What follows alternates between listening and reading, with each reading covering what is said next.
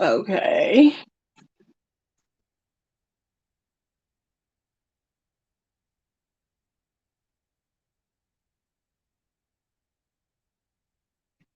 All right. So I'm gonna wait till some of my people come up in here. Y'all have to excuse if my nephew, y'all hear my nephew in the background. He's autistic, and I can't do nothing about that. It is what it is. So we're gonna wait and see how many folk come up in here. Let me go on my Instagram. Cause eyes are waiting. What y'all doing? I'm waiting to see some other people come in. Let me put some banners up. Okay.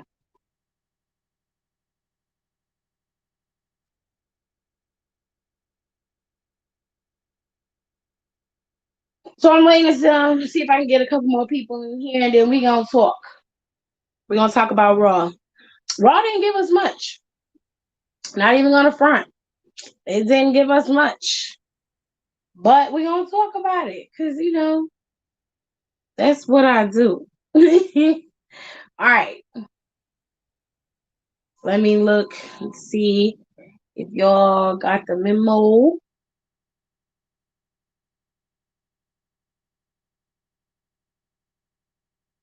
Let's see.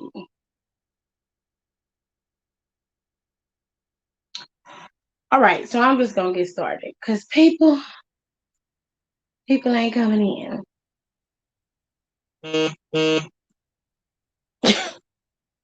All right, so here's what I'm going to do. We finna just vibe. We finna talk. Okay. It's Sasha Baby Girl from Instagram. How was your day? Hello. My day was good. Oh wow.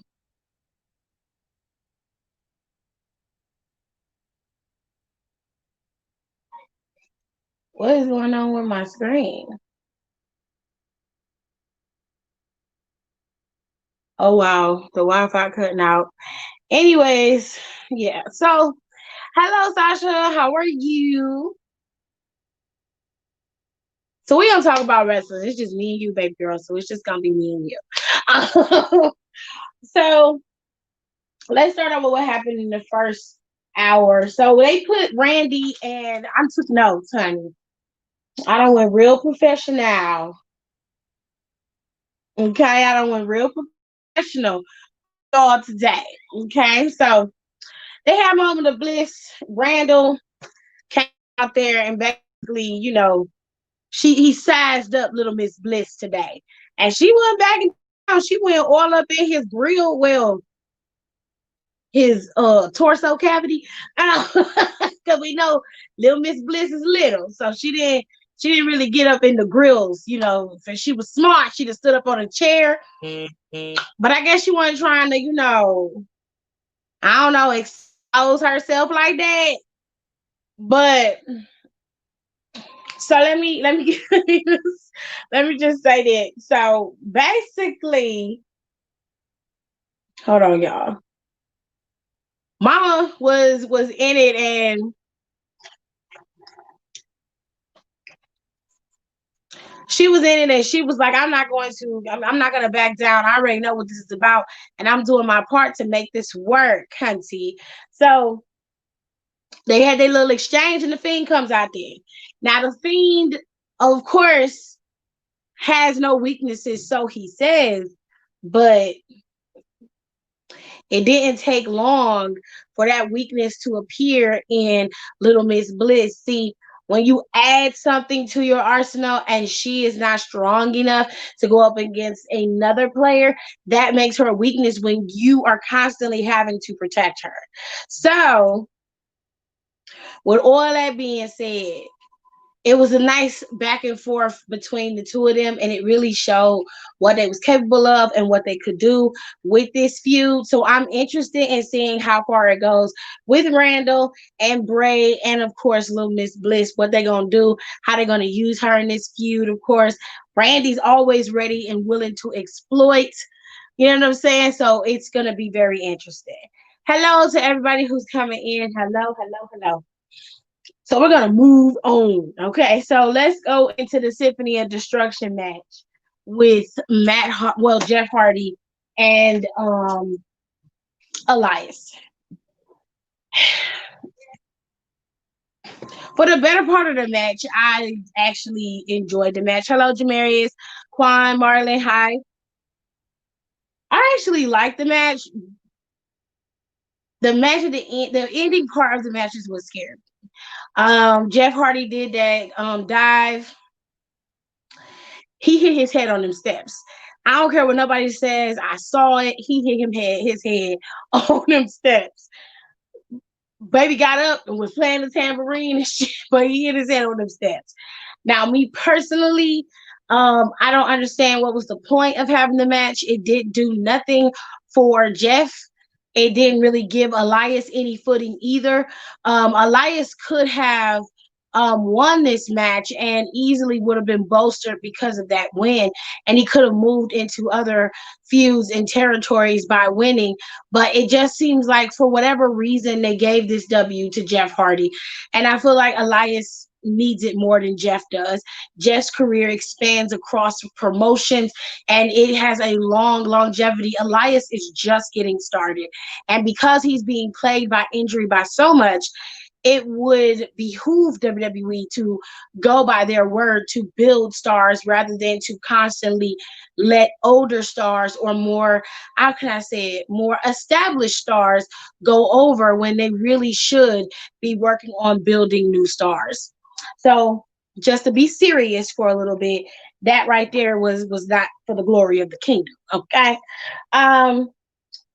Jeff Hardy ended up winning that match. Elias got electrocuted. Elias got electrocuted, y'all. That shit was funny. I don't care what nobody say. It was funny. That was probably the best part of the match was him getting electrocuted and R-Truth popping out that piano, child. Anyway, moving into the match with Retribution. I'm not gonna call him Slapjack because I'm just not. That is Shane Thorne. So Shane Thorne went up against Ricochet.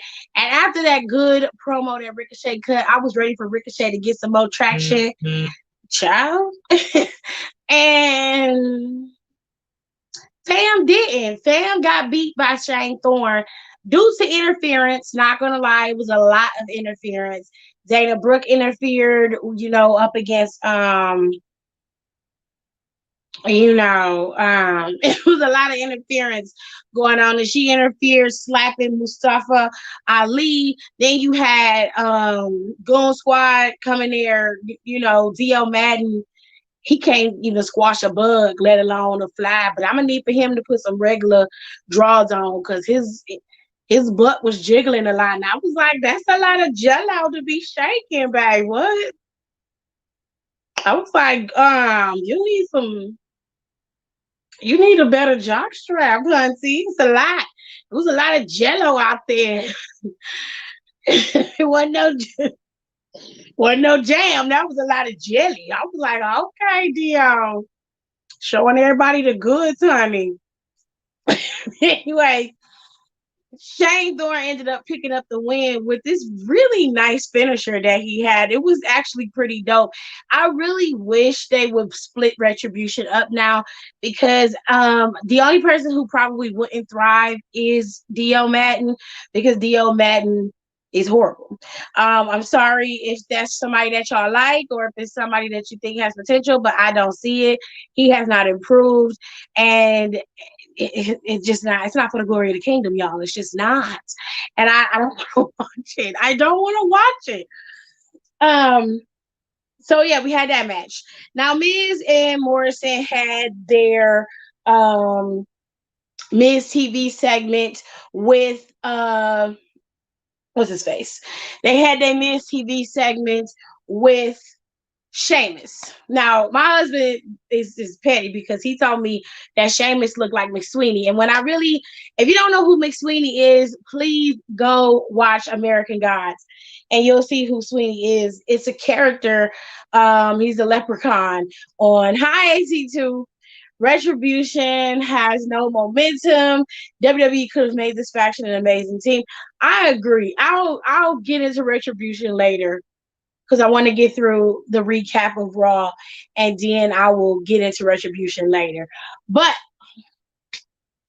let's get back into this. So Miz and Morrison had Sheamus on their show, on Miz's show, and Miz got upset because Sheamus dug in Miz a little bit, and Miz decided to just run down Sheamus's, misfires, having come back from injury and been gone for so long, and to come back and not have, a great streak or a great run. You know what I'm saying? The reality is what Miz is saying is not necessarily true, and I'm going to tell you why.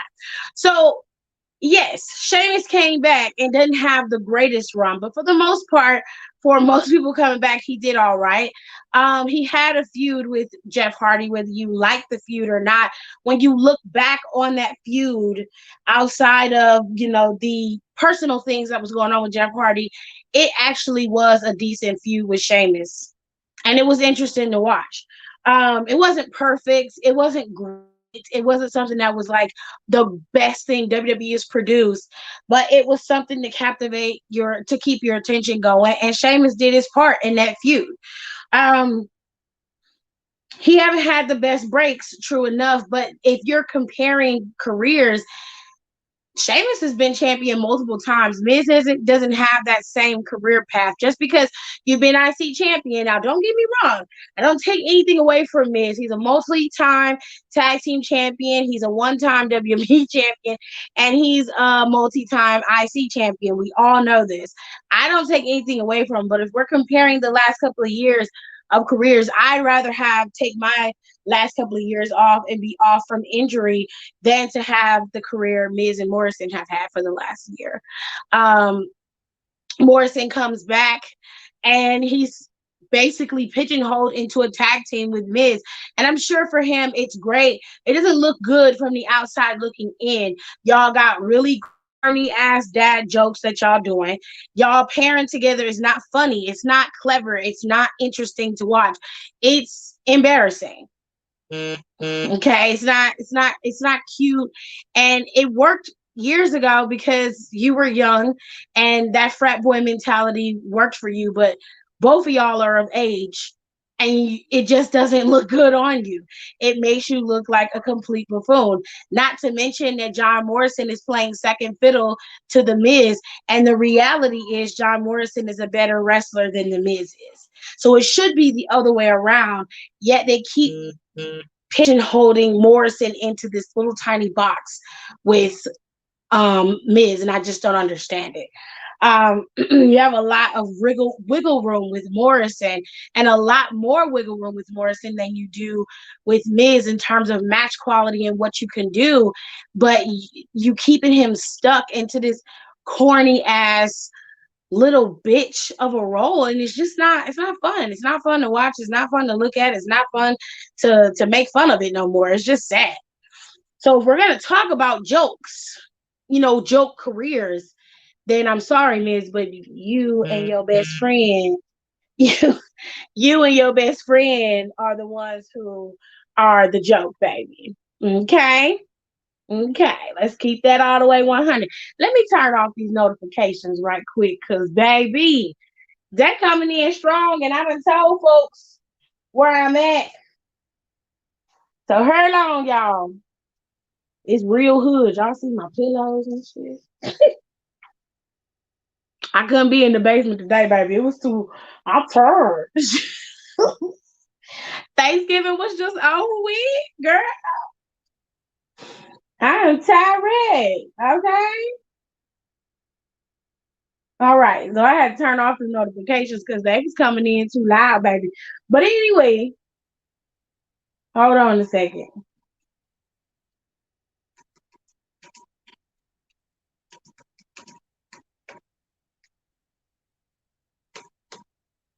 Heard on.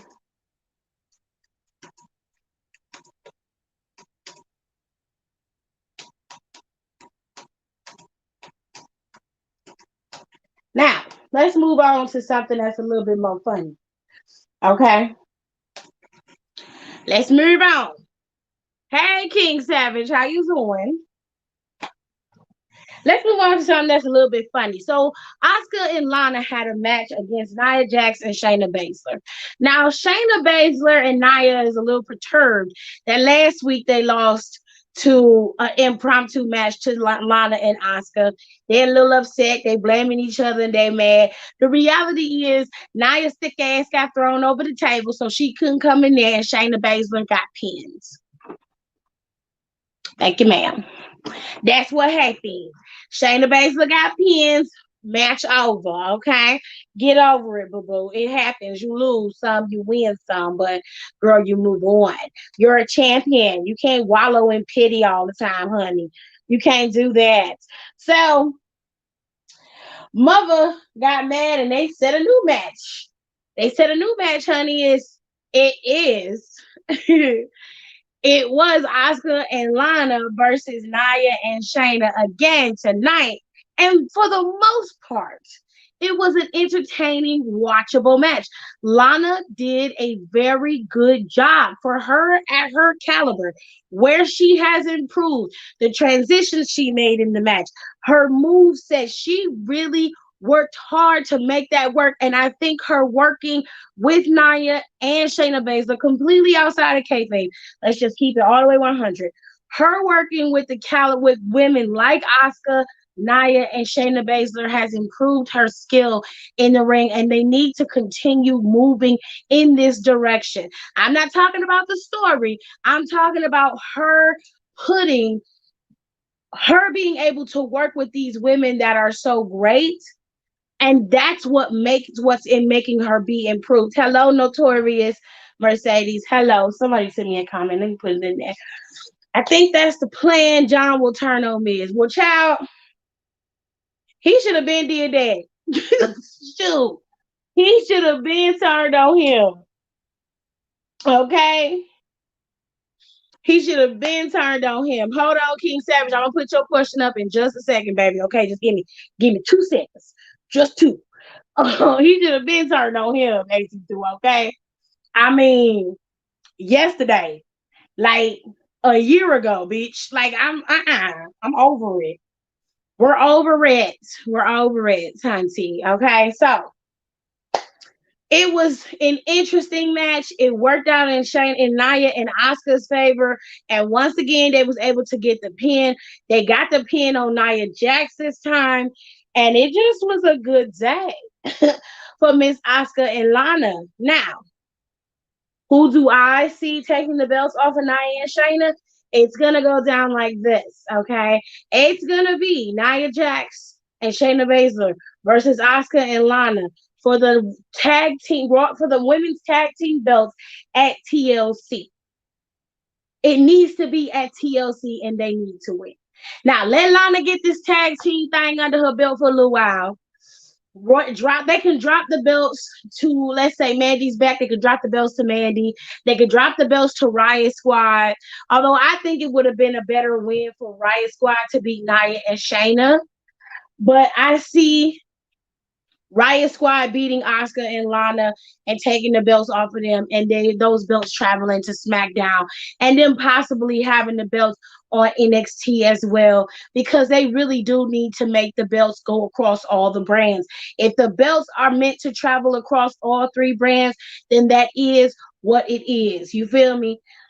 But I see the end of Nia and Shayna as a tag team, and potentially one of them is going to be going up against Asuka more than likely at Royal Rumble for that women's championship.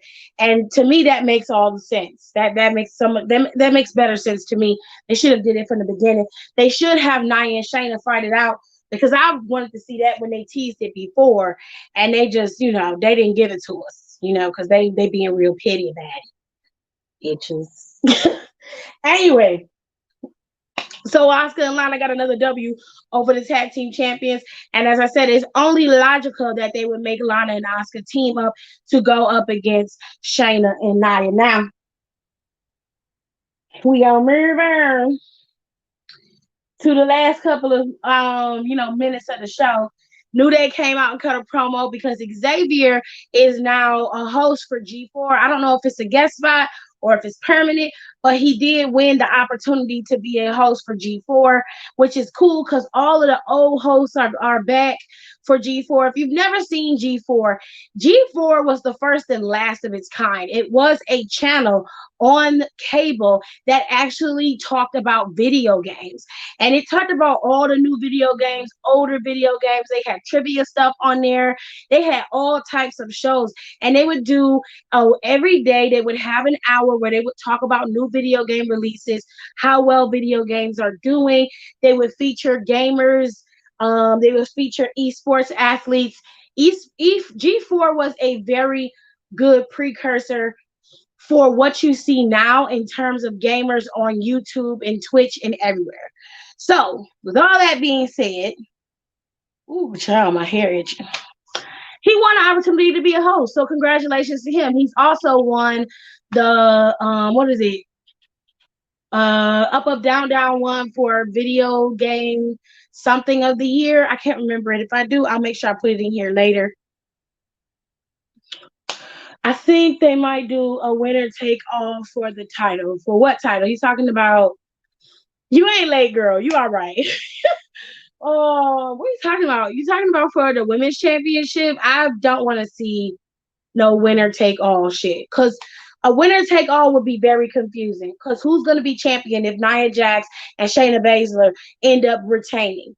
Who's going to be champion if Asuka ends up winning and retains her title, but the tag titles go to them? So who's going to be champion? You know what I'm saying? That's too much. Anyways, so he won the opportunity to be the G4 host, which congratulations to him. He was out there cutting promos, and of course they cut a promo against Hurt Business, and Hurt Business came out there, and of course Pastor Porter came out there to have his conversations with his youth pastor and his associate pastor. And I just don't understand. You call yourself the best dressed, but baby, y'all are the mess. Y'all are the mess. And y'all can talk about me, honey. I'm at home. Okay? I'm at home. I'm not on national TV, baby. If I'm on TV, I'm going to be snatched. But I wasn't on TV, baby. I'm at home. So I'm allowed to look a mess. You don't have that excuse because you got the money and the means, bitch. You don't have no excuse. Get it together. If you cannot style yourself, then hire you a stylist, boo. It's not hard. Seth did it. And he looked damn good. He did. Okay? Now, hold on, music. I'm going to get you in here. I'm going to put your comment up there in a second. So New Day and Hurt Business was vibing, throwing jazz back and forth. And Seti said was going up against Xavier. Is that right, babe? You went up against Xavier? Hey, babe. Xavier went up against Cedric? Okay. Because I didn't get to see the match. When I came out the ladies' room, Cedric had beat Xavier. That's all I knew. So apparently the match was pretty good. It was pretty decent. But Mama has no clue because Mama was in the ladies' room. I had to take a bathroom break on that. Okay. Music say, okay, hear me out. I think there's a side story with Cedric. I think he's going to get the boot. Bobby going to drop the belt to Keith or whoever. Then Bobby and Shelton are going to be a tag team. I'm going to tell you who he finna drop the belt to because I'm pissed about it. Okay. So the triple threat happens. Okay. Triple threat comes up and child, they look like pastors. You know they look like pastors. You know they look like pastors, Jamarius. You know full well they look like pastors. You know they look like pastors. Anyway, so child, they had the triple threat match. I like the triple threat match. Triple threat match was fun. Riddle, I told everybody that AJ Styles was gonna win that match. I told y'all he's gonna win that match. And he won that match. Now, Keith Lee lost. Riddle's the one who took the pin. It wasn't Keith Lee. So Keith Lee remained unscathed in that match in terms of taking a pin. Now Riddle's in the back sitting down, and of course here come MVP, rubbing it in that he lost. Well, he attacks him, and then Bobby Lashley, he hits him. Riddle gets up, and Bobby Lashley then attacks him from behind. I guarantee you, it's gonna be Riddle versus Lashley at TLC. And if Lashley don't drop it to Riddle at TLC, I promise you, he's gonna drop it to Riddle at some point. I don't see Bobby Lashley keeping the title into the new year past Royal Rumble, because it's doing no good being on Bobby Lashley. No good. And I hate to say this, but I don't think the Hurt Business is going to be in business any longer either. Just keeping it real. If they do, it's going to be slowly but surely they're going to start breaking apart. Like she said. But I don't think Cedric's going to be the first one to get the boot. I think the first one to get the boot is probably going to be Shelton, because he's the least interesting. I'm sorry. I know a lot of y'all say Shelton is a legend in the game, which mad respect to that. But keep it real. Shelton is boring. See, I think Keith might get it, and we might get Keith versus Riddle after. I'm telling you, it's going to be Riddle. I'm telling you, it's going to be Riddle. I'm telling you, Lashley is going to drop that title to Riddle. I'm telling you. Cedric ego getting too big. I think he's finna get jumped by Bobby. I wouldn't want to see that. I don't want to see Cedric getting beat up by Bobby Lashley. Well, that's not something I want to see. Anywho. So,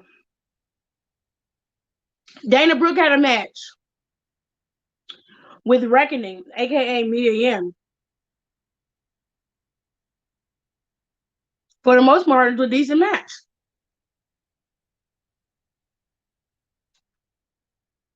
A lot of people really wanted to see Naomi join the Hurt Business, but I don't see that happening. It just wouldn't make sense. Well,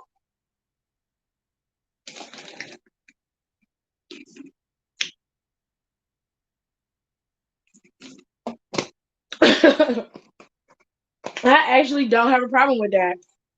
If Naomi wanted to join the Hurt Business, I wouldn't have an issue with that. She said her face weave fell out. It is something with you.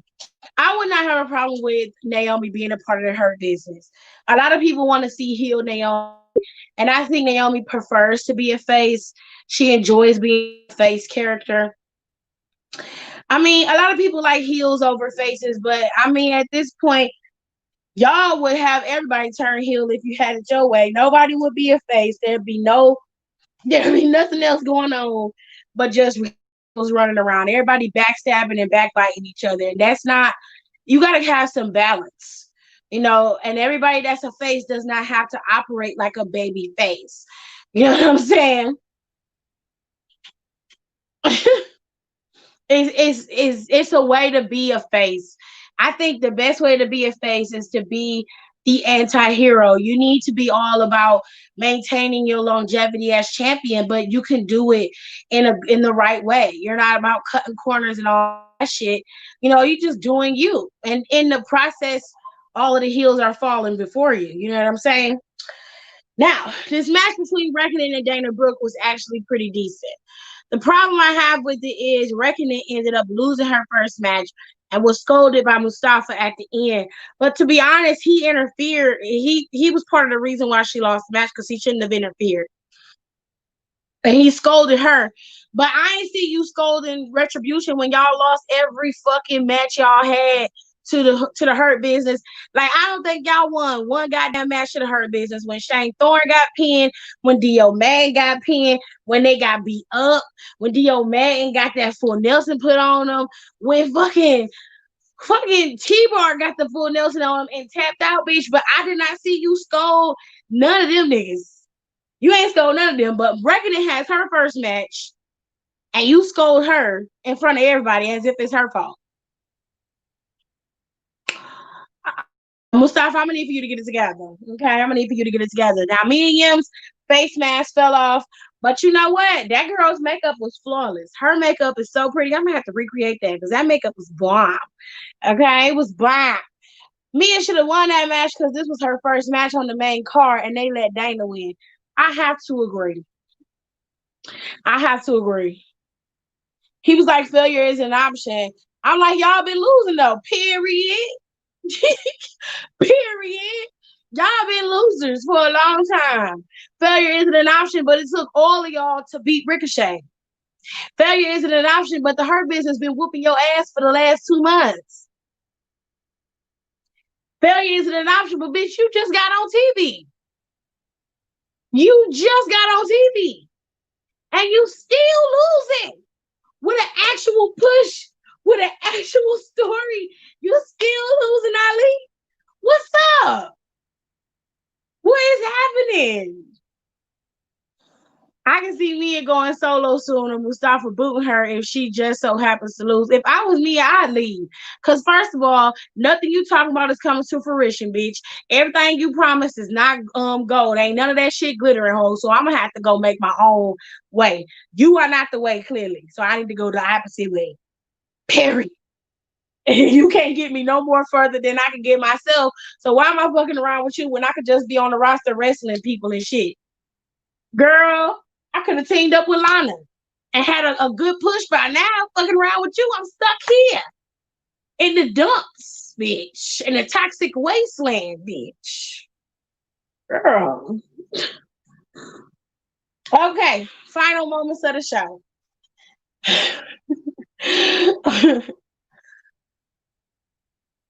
Hopefully Mia turns back to her other gimmick. Her gimmick was so over the HBIC. I figured out why all of them is losing. I think they're gonna turn him into an abusive cult leader. Oh, bitch. Don't nobody want to see that. I'm saying right now, I don't want to see that. Just let this good sis Mia go solo. Cause retribution getting on my nerves. Okay. I disagree. Mercedes did what the right thing. And her staying in retribution would have tarnished her. So her leaving before she was unmasked was the smartest thing she could have done.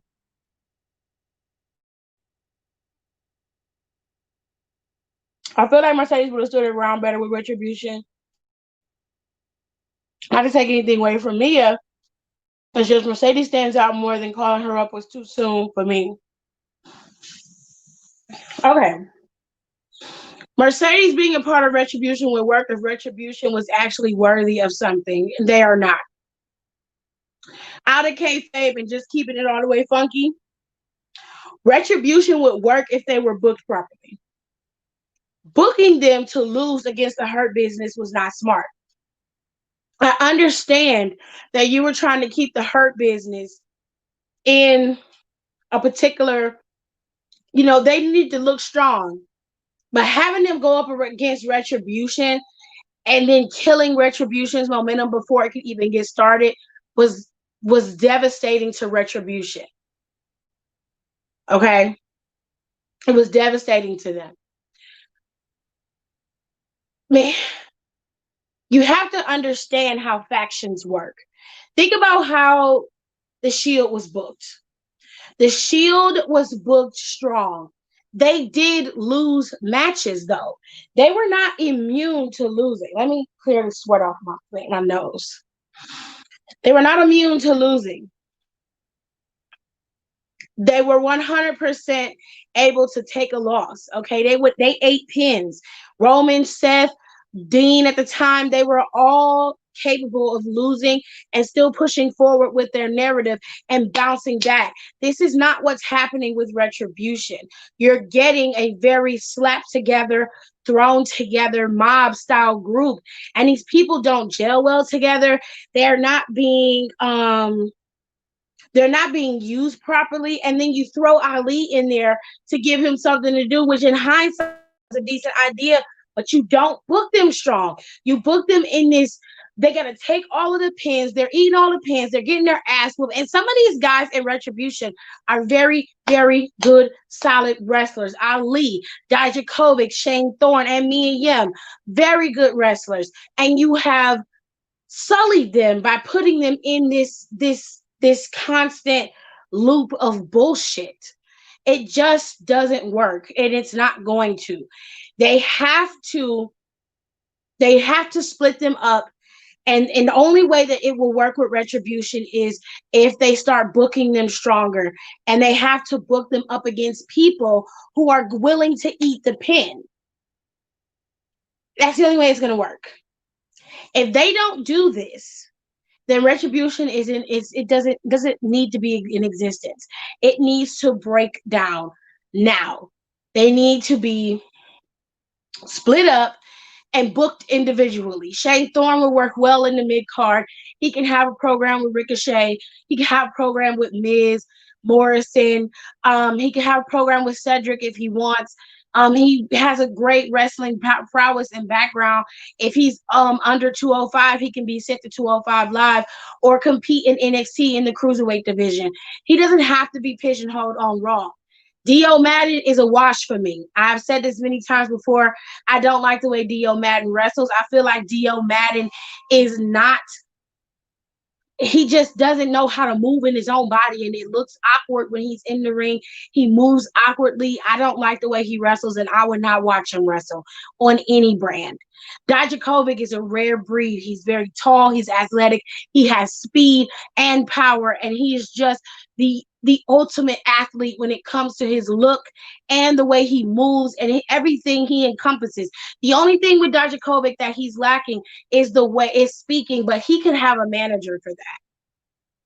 He could have a manager for that. And if Lana decides she wants to go back into management, she can very well manage Dijakovic and be very good at it. Okay, Mia Yim is a good wrestler. She also can speak very well on the microphone. I agree with Marlon when he says she should go back to the HBIC. That is a character that is needed on the main roster right now. The only thing I want Mia to do is to change her get up, her gear. I'm gonna need for her to stop wearing that uniboob top. I need for you to stop wearing that because it don't do nothing but push your boobs together like this here, and you just look like you got a booty line right here on your chest. I don't like it. I don't like it, and I feel like Mia better than that. That's how I feel. Everybody knows that Mustafa Ali is one of the best athletes WWE has, and he's not being used correctly. Mustafa Ali is a gem, and he's a diamond in the rough. And if they don't use him right when his contract is up and he leaves and he goes somewhere else, he very well could be one of the major stars on New Japan. He very well could be a major star in MLW, and he definitely could be a standout in AEW, especially if AEW is still trying to stick it to WWE and Mustafa Ali gets an offer that he can't refuse. You better believe they're going to put his ass on television, and the first thing they're going to do is make him into a shiny new toy. So WWE better start thinking quickly and moving fast. If you're truly about building new superstars, you better focus on the stars you have and start building them up now. Because I'm telling you, Bobby Lashley does not need to be built. He never has been. Bobby Lashley has a career. He is great. He is solid where he is. He does not need to be built. Neither does MVP or Shelton Benjamin. They all have legacies that span across it spans across at least 2 or 3 promotions. The only person that is in the Hurt Business that really needs it is Cedric. Nobody else needs anything. Okay? Nobody. So, let me move into these comments.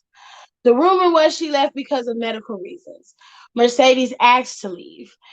She didn't think, my theory, and from what I heard, is Mercedes didn't think Retribution was going anywhere, which she's right. She didn't think it was a proper fit for her, so she left. I don't think it had anything to do with medical reasons. Mercedes made the right choice. She's been wanting to be in the WWE her whole career. Pass up AEW, then gets signed and gets dumped in Retribution. I go back to NXT too. So the thing is with Mercedes, Mercedes was passed up by AEW. I don't remember AEW offering Mercedes anything. Mercedes wrestled in that battle royal. She walked away. They let her leave. They didn't do anything with her. They very well could have, and they chose not to. That's AEW's fault. Retribution should have been main event. They fucked up the arena just to be jobbers. I have to agree. Retribution is trash, but they're good athletes. They made Retribution and they didn't even have the members yet. They sent extras out in the first stage just to cause chaos while figuring out who the five members were. To be honest, I'm not mad about how they got started. Really, I just felt like they had all the room and all the time in the world to figure out what to do with Retribution. They just chose not to. They chose not to. They could have very easily figured out what Retribution's end game was, but they chose not to. Retribution would have been better on SmackDown, in my opinion. I agree. I think Dijakovic should have stayed too because he had a good gimmick. They should have people who didn't have gimmicks and put them in Retribution, not people who did like Mia and Dijakovic. It was an easy way to transition Dijakovic, Mia, Shane Thorne, and Dio Madden to the main roster without having them to debut. Personally, they could have had a battle royal and had them debut in the battle royal. They didn't have to do that. Dijakovic didn't really have much of a gimmick. I mean, the feast your eyes thing was something, I guess, but it wasn't nothing to be like, gotta look at Dijakovic. Like it wasn't great, but it was something. I mean, having them in Retribution wasn't a bad idea in hindsight. It was not executed properly. And that's the problem. It's really not about Retribution and what they could have done. It's more so what they didn't do with them and what they were capable of. If you have the legacy of Four Horsemen and you have the legacy of um DX, and you've got the legacy of the corporate ministry and the corporation and all these different factions that have come through your company, including the Shield. You are very capable and very well versed in building factions and understanding how they should move and what they should do to work. And yet you let this slip through the cracks on purpose. This was done intentionally, and you can't convince me otherwise. No, not that damn HBIC gimmick. I don't understand why y'all don't like the gimmick. The girl is clear. The girl is not posing. That's a part of who she is. She has black. She know the game. Why she can't be the HBIC? I don't understand that. If Peyton ass can come out there and do a little flip and dance and shit in the middle of the ring, then goddamn it, me and Yam could be a fucking HBIC shit. I'm tired of Peyton Royce ass coming out there with her and her chicken cutlets. And y'all don't say nothing. Y'all be fine with that. She come out there dancing to some goddamn. Oh, girl. I can't stand Peyton. I don't like that woman. Who remembers when Ricochet beat AJ more than once and when he won the U.S. title? Crazy how things change. It's really not similar, but okay. Watch they boot Mia and Rico Butte joins Retribution. Rico Butte.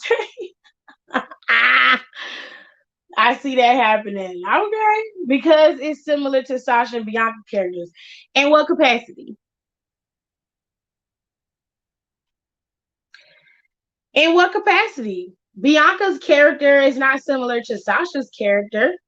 I don't see the correlation between the three, other than two of the women are mixed and one of them is black. That's all.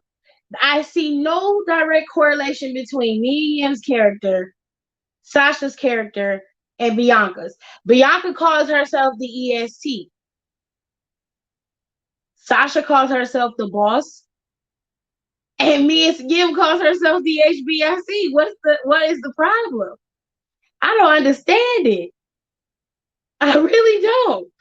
I ain't even trying to put you out there, but I'm trying to get a clear understanding of what the issue is. Because if you're gonna say that, then you should have a problem with Bianca, and you don't. You don't have a problem with Bianca being who she is, but you got an issue with Mia Yim being the HBIC. It's not the same character. No, it ain't. If that's the case, then you should have a problem with Bianca and Sasha, and you don't.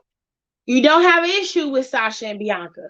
Your issue is with Mia Yim, and I'm not understanding where the similarities come in at. So let's put it on the table. Okay. So let me pull up some people who have similar characters. So you got an issue with Bianca, Sasha, and Mia Yim, calling them their characters are too similar.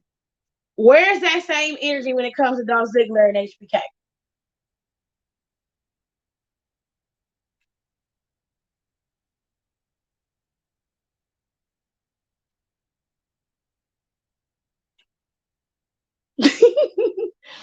I want to know what's your energy. Where's the energy at with Dolph Ziggler and HBK? Because Dolph Ziggler is literally a carbon copy of Shawn Michaels.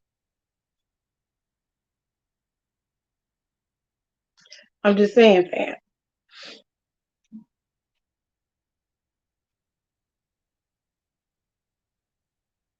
What? Let me put some of these comments up here. I don't have a problem with Bianca. I have an issue with Sasha. Why? What? What's wrong with Sasha Banks? Sasha sounds like a wrestler trying to be a badass. A badass? Well, she is a badass, fam. Sasha, one of the best wrestlers on the roster. That's including the men. Um, she's one of the best wrestlers on the roster to date. And regardless of how you feel about her personally, that's just facts, bro. Not even trying to front. But let's go back to my original question. Who cares about Dolph? Dolph doesn't even care about Dolph. Nah, fam, you can't deflect. The question was, you got all the smoke for the three girls, but you don't keep that same energy with Dolph Ziggler. Let's run it down, fam, from the moveset to the hair to the clothes to the gear, my G. He is literally HBK reincarnated. But I don't see that same flavor in your throat for Dolph Ziggler. That's all I'm saying. That's all I'm saying, though. I mean, I think Carmella gimmick now is similar to NXT Sasha. Why? Because of how they move, thinking they're better than everyone else, if you know what I mean. Um, the difference between NXT Sasha Banks and Carmella is one, skill. Number two, Carmella is more interested in how it appears rather than doing the actual dirty work to actually be champion. If you notice when you go back and watch Sasha's NXT run, yeah, yeah, they had a similar way of moving in terms of thinking they're better than everybody else, but Sasha also proved on many occasions that she was better than a lot of them. So the difference between Carmella and Sasha is Carmella got the skill to back up what she says. Not Carmella, but Sasha, actually. Sasha has the skill to back up what she says, and Carmella doesn't. Carmella is really more about what it looks like, how it appears. So that's the difference. That's why they don't have similar gimmick. Not to me, personally. Okay. I see no comparison between Sasha, Bianca, or Mia. They are all different, and that's what makes them performers special. Let Mia do her poo, period. Not the poo. Not the poo. Wait, what, bruh? Sasha acting is not good as far as ring work. She's solid. Well, I don't think you've been watching The Mandalorian.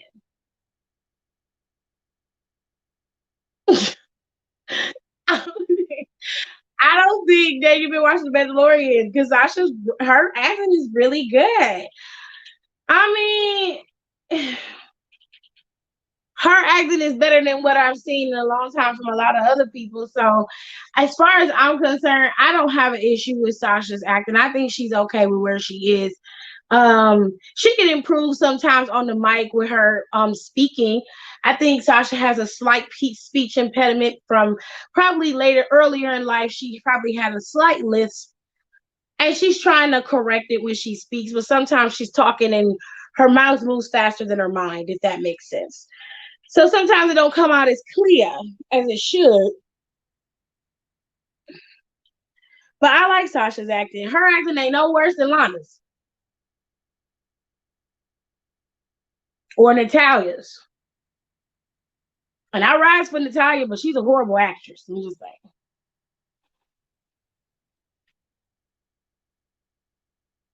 Dolph is a carbon copy, everyone said. I'm just saying though, fam, like you got all this energy for Banks, for Belair, for Yim, but you relax. You relax on Ziggy. You know you relax on him, fam. That's all I was saying.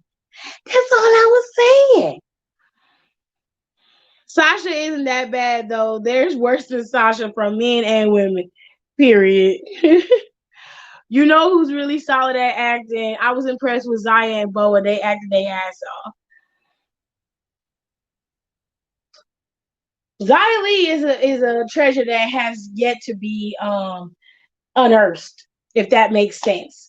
Um, but I think you have a bias against Sasha Banks. I don't know what that bias is about. I don't know what it is, fam. But I feel like you got a bias against her. And a lot of people do. Like a lot of people find reasons to not like Sasha Banks because you don't have no other reason to not like her. Because you can't rag on the girl's in-ring skill because she's solid in the ring. You really can't rag on her mic skills and her acting because she's actually pretty decent. She might slip up here or there, but even the great slip up, hunty. Okay? So you have to find reasons to not like a bitch. That means you got a personal bias against her. I'm just saying. I'm just saying, fam. You know,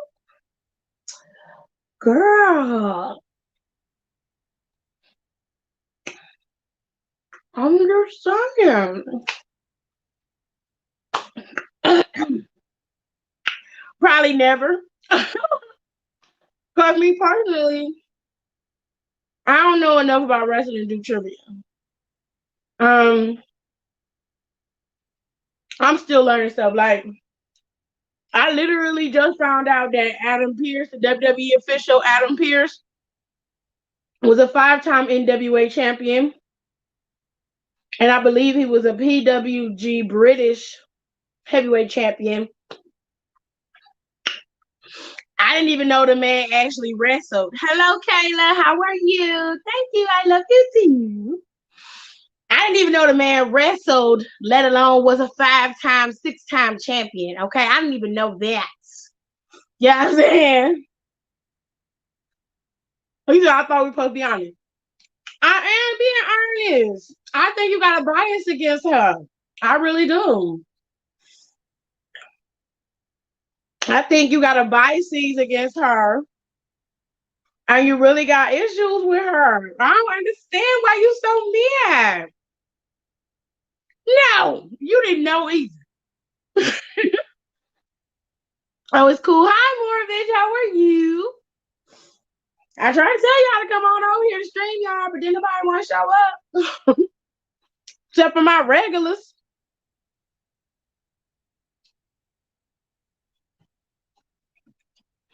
Can they just name Raw, Adam Pearce Raw, and SmackDown GM? Because at this point he is. Ain't that facts? That is facts. Okay. So I knew he was gonna go to this. So I'm finna I'm finna come in. You didn't know. You did not, Janae. I don't believe you. Then I'm mad at you and Alexis for not telling me because you should have told me. It's your petty self. Nah, I didn't go back to 82. Since 82 being a little snappy today. We real snappy today. He said, I don't have an issue with her. I just don't believe she does the boss character justice compared to NXT Sasha. Let me tell y'all something. Do you expect Charlotte to be NXT Charlotte? Do you expect Becky to be NXT Becky? When you leave NXT, at the time, NXT was developmental. There is no way she would have been able to come from NXT and stay exactly the same. There's a way that you have to move and operate on the main roster. Sasha Banks is still Sasha Banks. There's not much about her character that has changed. Y'all want her to be the same person that she was in NXT, and that's just not possible. Quite frankly, I don't see no difference between her heel work in NXT and her heel work on the main roster. She's just as vicious. The only difference is the bitch hair is different. It don't look like she got two different wigs on. It don't look like she got it don't look like she got 4 tracks up here and then 3 tracks down here. It don't look like that. The bitch got a full wig. That's the difference. She just as ruthless, just as nasty, but she's also on a PG TV show. So there's a certain way she has to operate and structure her character. She's not going to be able to be as vicious as she was in NXT because that's just not going to work. Now, quite frankly, if it was me, I wouldn't be PG with my wrestling. My wrestling to be full on bitches and hoes. That's what I want. But they got to move and operate in a specific way. Like I said, I don't see no difference between the two. The girl still wrestle the same. She still got same wrestling skill. She still do the same interviews. She's still out there annoying people, still acting a damn mess. What is the difference between NXT Sasha and the current Sasha Banks? I need to know. Somebody tell me. What's the difference between the blueprint and the boss? Somebody tell me. Scrap Daddy is Adam Pearce. Scrap Daddy is Adam Pearce. That was his name. I seen one of his entrances. He had the Ric Flair coat sparkles going on. Yes, he did. He did. People can change. It's called life. Who is the same when they come from NXT? Scrap Daddy is Adam Pearce. No, that NXT Charlotte was horrible. She advanced once she got to the main roster. That's why I need to give Aaliyah a check. Oh, you trolling for real? I'm gonna eat my olives. Cause you trolling. Mm-mm. Mm-mm. Nope. You trolling. Sasha hair in 2016 used to sit on her forehead when she finished her match. But we ain't gonna talk about that. You just mentioned it. Back in NXT days, we call her wretched ass Sasha. It's the same comparison from debut album to sophomore album. No, it's not. That's not fair. Because if we gonna be real, let's keep it real. The glow up of Sasha Banks is not a sophomore album. Okay. The glow up of Sasha Banks is like, let's put it this way. Yeah, Drake's first album, So Far Gone, was cool.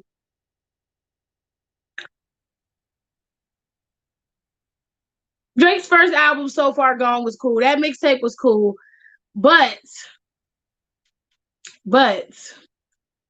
his album, let me pull it up so I don't say nothing wrong so nobody get on my ass. Because I don't want to hear that. Baby, let me see your phone. He can't hear me. He can't hear me. Let me make sure I got the right album because the one I want to say is the one I actually like. So,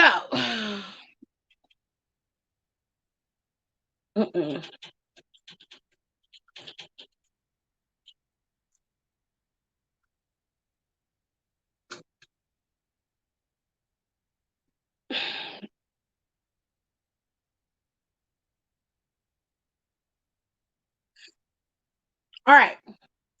So, throw it away. Throw that hashtag away. Wow.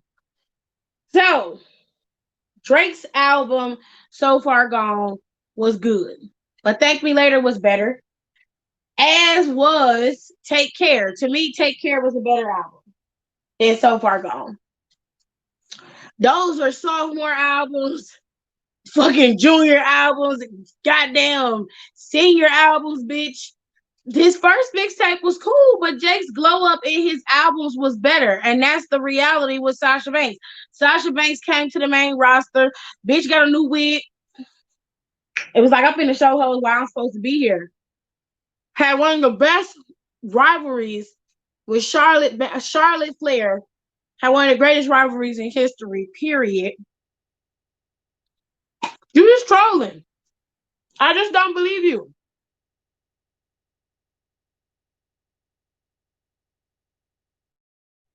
Give me a chance. A chance to do what?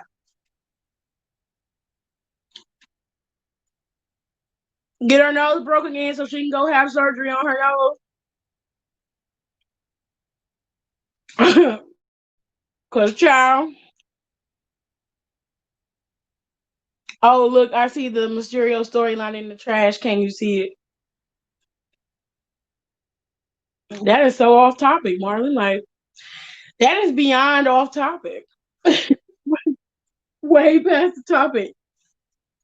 I'm just saying, your assessment of Sasha Banks is flawed. And it reeks of a personal bias. I'm gonna say something. I feel like Sasha Banks looks like a girl that did you wrong. And you are imprinting on that woman and she ain't do nothing to you. That's what I feel like. Somebody broke AT2 heart. And she look like Sasha Banks.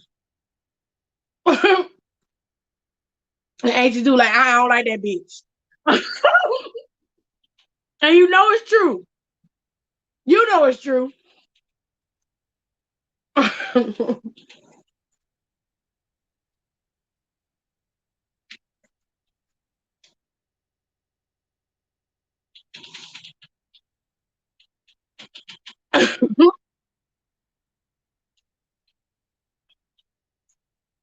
He said, is she your ex or something? I'm not gonna indulge AC2 because he trolling. Yes, he trolling. He know he is. I love Sasha Banks. No, you don't. Don't flip the script. Or maybe a girl named Mercedes. I love her too. You know it. Hold on, y'all. She broke your heart. She did. It hurt. It hurt it. It's all right, AT2. Don't be sad.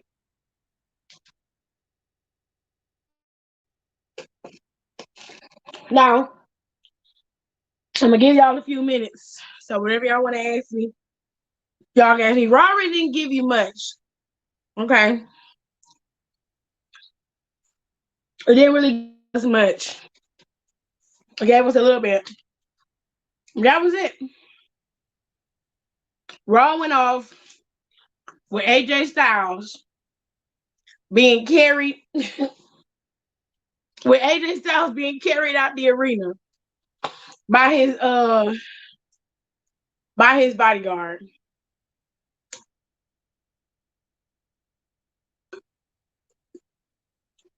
Cause it's gonna be AJ Styles versus Drew. And that's where they left it.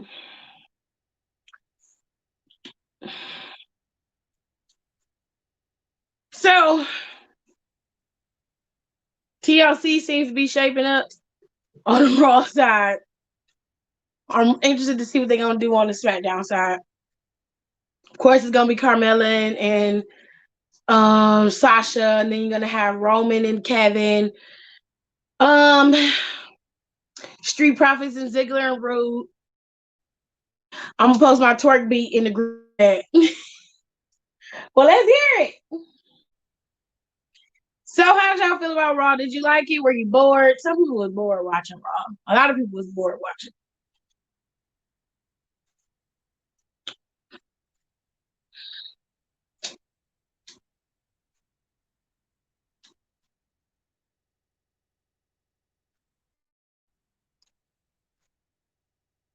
I can't wait to see why they do what they do in the new arena on the 15th. Like will we see the same set, the original Raw and the SD set? Will there be fans? Not being off topic again. Not really. Not off topic. Um, I'm curious about the new arena too. The new arena in Tropicana is not exactly. It was okay. It was okay. Raw was decent. It wasn't bad. I seen worse. Hold up. Never mind. So this house muddle. Oh shit. The new arena is gonna be interesting. I hope that they have upgraded it since they have decided to go to Tropicana.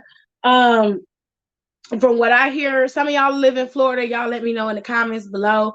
But from what I hear, Tropicana is not equipped to house what WWE needs to put on the production of the show. So hopefully they are able to get it done properly and it can do what needs to be done for the sake of Raw, SmackDown, the whole nine. Um, I am curious though. I'm very curious about the way that this is gonna go down. I'm very curious about it. I miss the Raw and SmackDown sets because the PC. Um, before the PC, I don't really miss the Raw and SmackDown sets. I mean, they just changed the color to blue when they come out there, and I mean, I don't really miss the sets to be honest. I thought the Raw set was a little odd, you know. With that huge curve in the floor, I didn't understand what that was about. Like unless you was about to do some X Games shit on that curve, I didn't understand what that was about. But for the most part,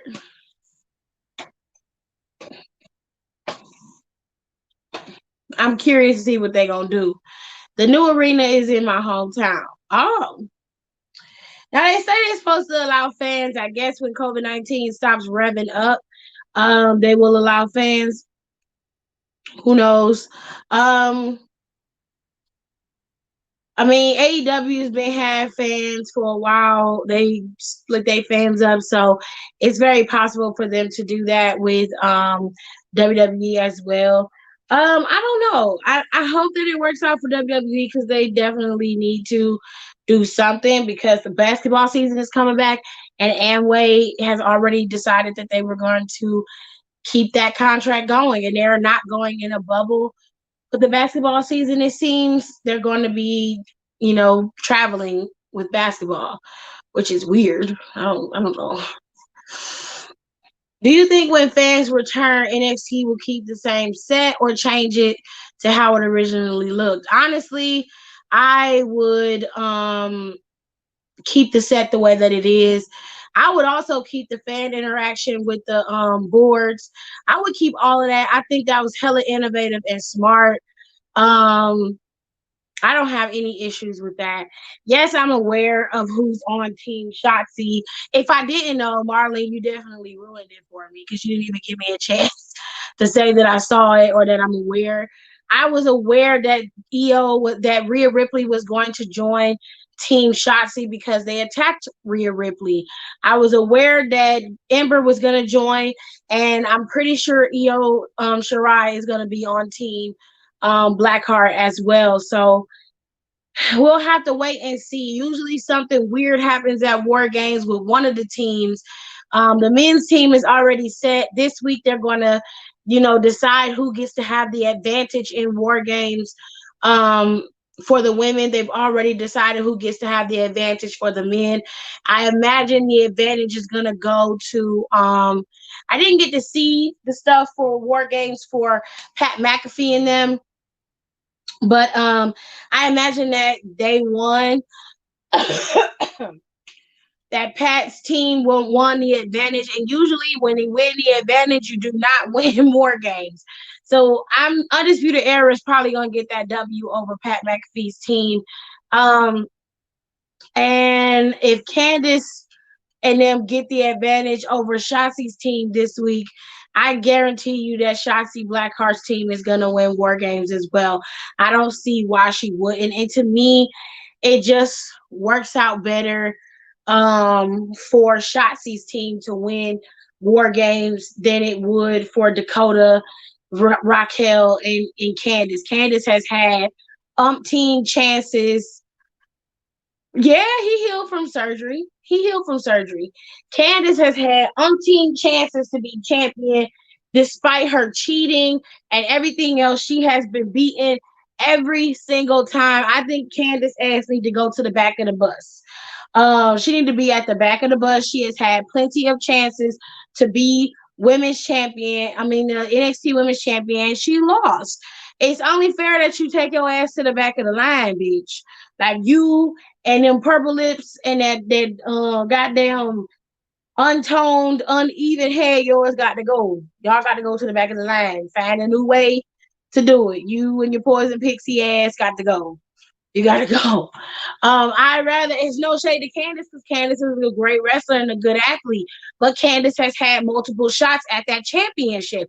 It's time for her to go sit down. Rhea too.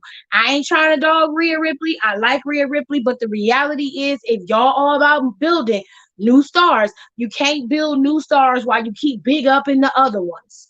Okay? If you're giving out chance after chance after chance, Rhea Ripley lost clean on national TV. No, ma'am, your ass needs to go to the back of the line too. It don't matter what you want. Everybody else deserves another shot. And if your ass keep jumping in the front of the line, you won't have situations like Raquel deserve a shot. Give her a shot at the damn championship. Okay, Ember's there. Let Ember and Io Shirai go at it for a little while since y'all all right with having bigger stars go out there. Like y'all not. I don't want to see Candace go up against Io Shirai again for that damn belt. I do not want to see that. I don't want to see that. Period. I'm waiting for Shotzi to win the title. She really deserves it, but I'm there waiting. I think she will be the one to take the title off not Rhea or Candice. Okay.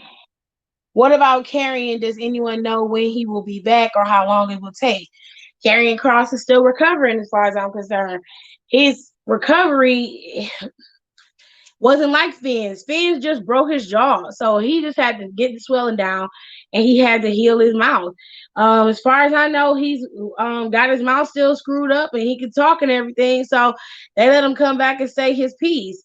Karrion was a bit more serious. He messed up his arm, so he had to be out for rehabbing and everything else. So it's going to take a little bit longer for Karrion Kross to heal.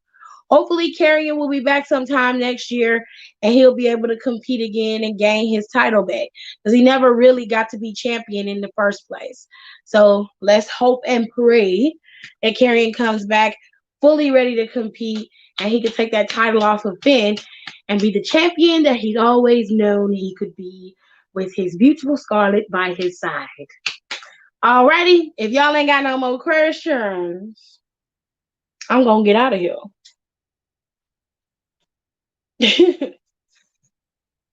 Y'all let me know if you got any more questions. If you do, I will answer them.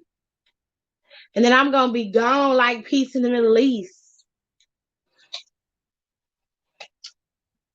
What thoughts on Cameron Grimes versus Dexter Lumis?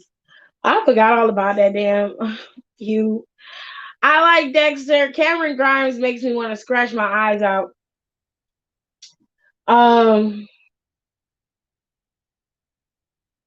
I hope Dexter beat him, but I have a feeling Cameron's gonna weasel his way into a win against Dexter somehow. Um, I don't know. That feud between them is it's okay, but I forgot all about it. I really did. I forgot all about that feud. Hmm.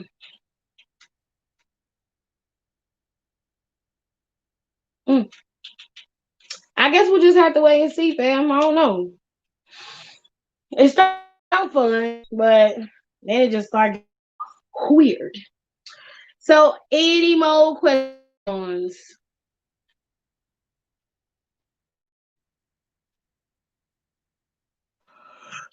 Oh my goodness, I'm so sleepy, y'all. I'm sorry. Raw didn't really give me much. So I didn't really have much to do. It's a strap match for them. Oh wow.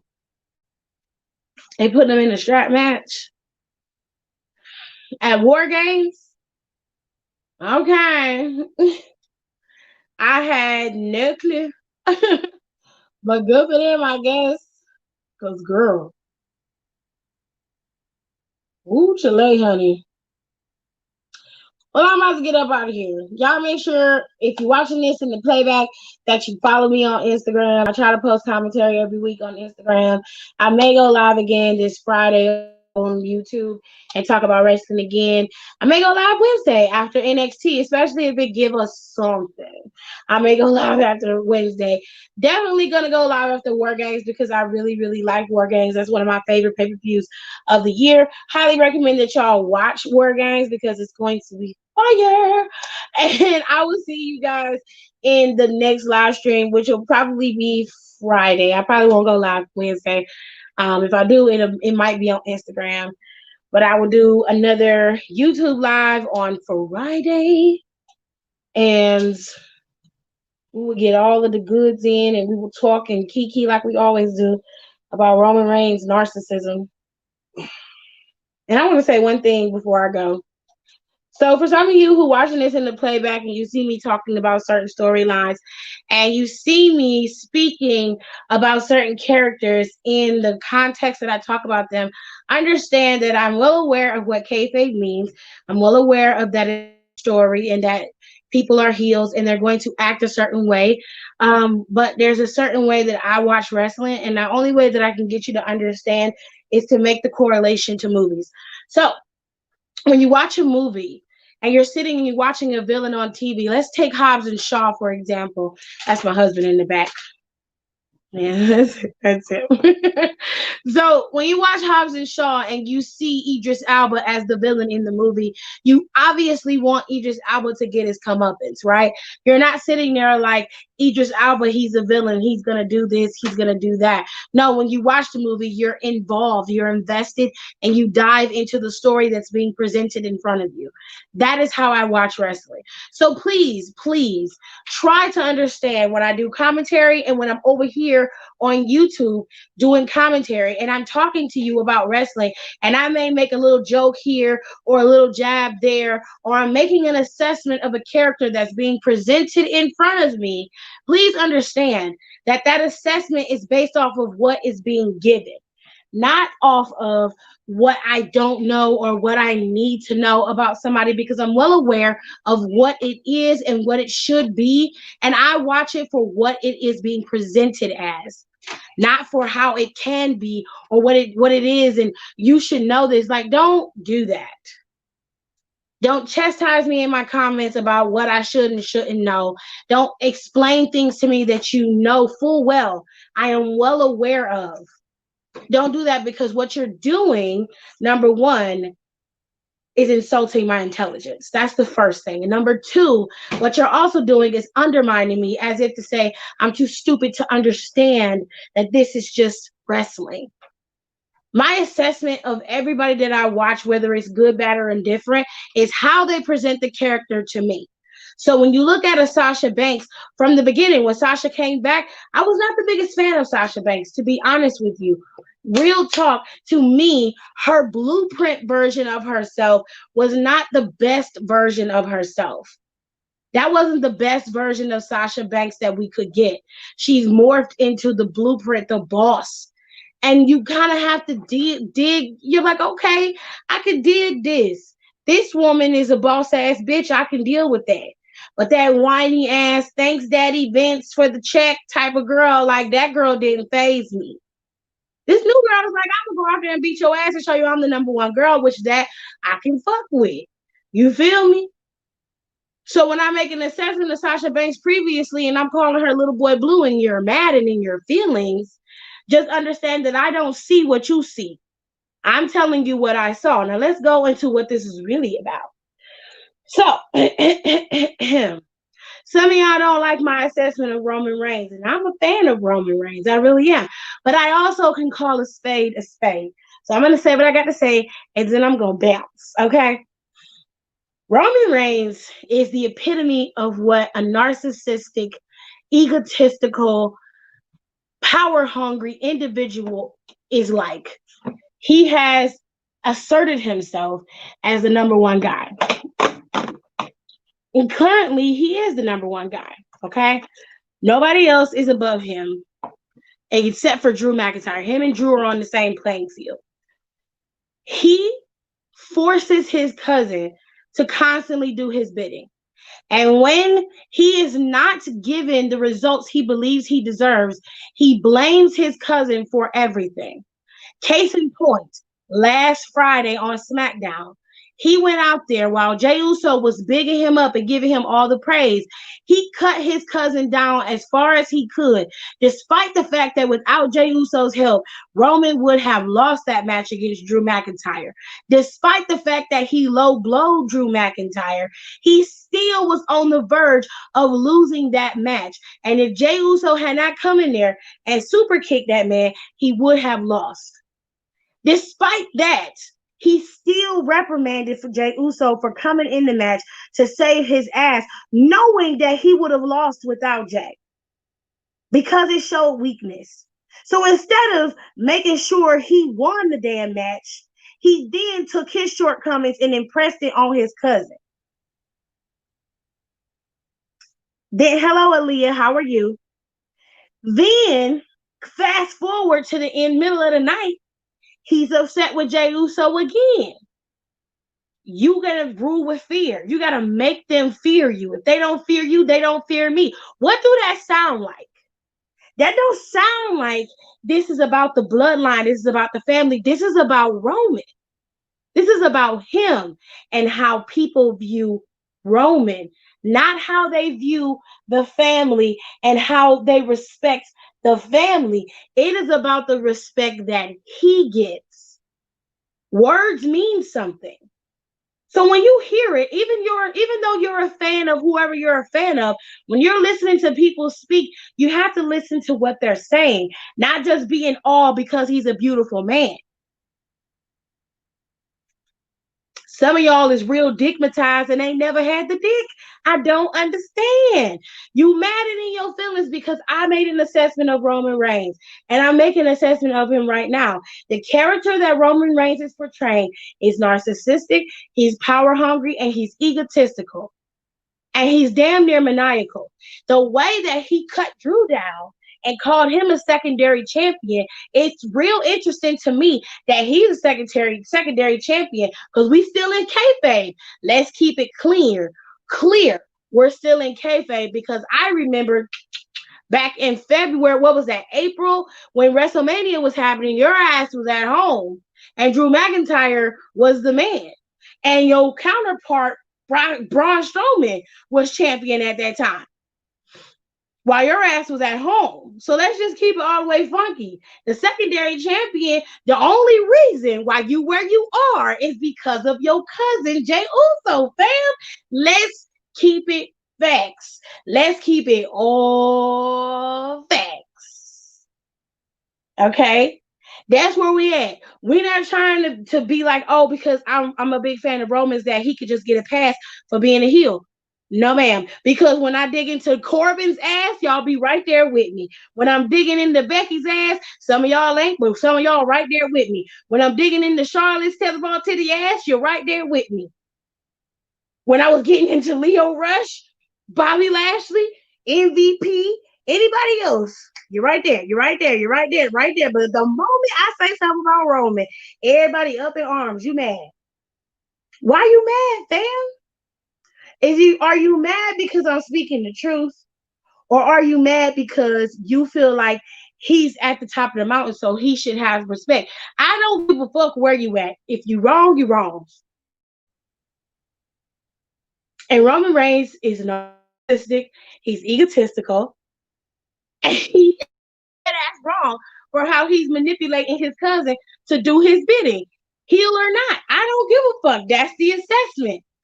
I'm going back to what I said earlier, and then I'm gonna be out of here. When you watch TV and you're looking at the villains and the heels and the evil people on TV, you're not sitting there saying, "Oh, that's a character, so it is what it is." Beautiful or not, you know damn well that they're evil. Let's put it in a better perspective so that you understand. So if you've ever seen the movie Jennifer's Body, Megan, what is her name? The girl that plays Jennifer in the movie, you got Jennifer and the other, her best friend. Jennifer gets possessed by a demon. She's obviously a demon eating people. You're not sitting there looking at this girl and you're like, oh, she's beautiful, but she's a character, so I'm gonna root for her anyway. No, you want that bitch to get killed. You want that bitch to die today. The same thing goes for Freddy Krueger and Jason. When you watch Fast and Furious and they kill and motherfucking Decker kill, oh boy, you was ready to get hot. That's her name. Thank you, Aaliyah. It's Megan Fox. Thank you. When Decker killed, when he killed old boy, you was ready to get high. You was like, what? They killed not my nigga. Not my nigga. You ready to fight.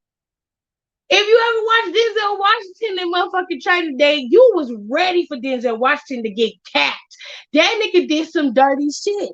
But you know what? You watched the movie and you rooted for their demise, and that's the facts. Same thing goes for wrestling when you watching wrestling.